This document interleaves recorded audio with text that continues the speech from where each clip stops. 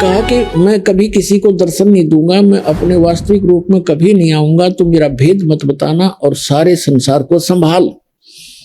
तब दुर्गा ने कहा कि आप अच्छी बात करते हो, मैं एक औरत और इतने बड़े 21 ब्रह्मांड को कैसे संभालूंगी।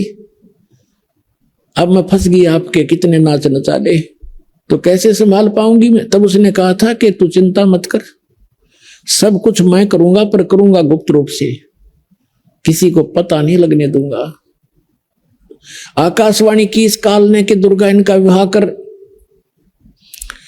तब दुर्गा ने देवी जी ने अपने मुख से, अपने वचन से 3 पुत्रियां उत्पन्न की और समुद्र में छुपा दिया। उसने सारा बता दिया काल ने, इनको समुद्र में छुपा दे जाके अपनी शक्ति से अचेत करके। और उधर से मैं सारी व्यवस्था करता हूं। वहां पर इस काल ने एक पर्वत रखा, उसके चारों तरफ शेष नाग लपेट दिया और कहा तीनों पुत्रों को भेज दिए, उस सागर मंथन करें।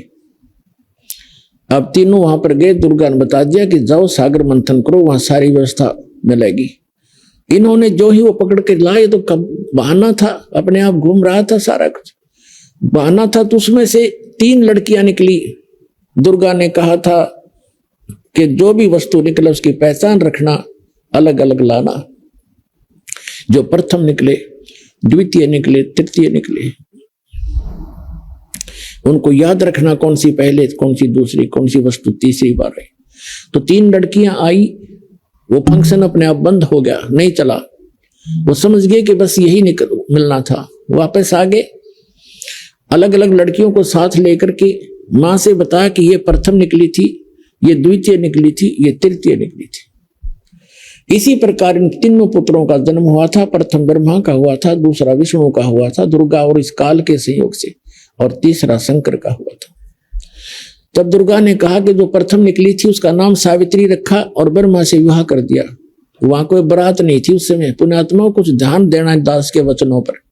जिस समय ब्रह्मा और विष्णु का विवाह हुआ, शिव का विवाह हुआ, वहां बारात नहीं थी। मां ने कह दिया यह लड़की बेटा तेरे ब्याह दी, हो गया ब्याह। ऐसे दूसरी का नाम लक्ष्मी रखा और विष्णु से शादी कर दी, जो दूसरी बार निकली थी। और तीसरी बार जो निकली थी सबसे लास्ट में, वो शंकर से ब्याह दी। अब जो हम ड्रामा करते हैं, ये हम भगवान के विधान के विरुद्ध करते हैं। बारात ले लेना, नाचना और कूदना और फंड करना। तो यहां से फिर इस काल भगवान की सृष्टि प्रारंभ हुई, सुर असुर उत्पन्न हुए। आगे फिर चलकर ये पूरा ब्रह्मांड, ये पृथ्वी सृष्टि से भर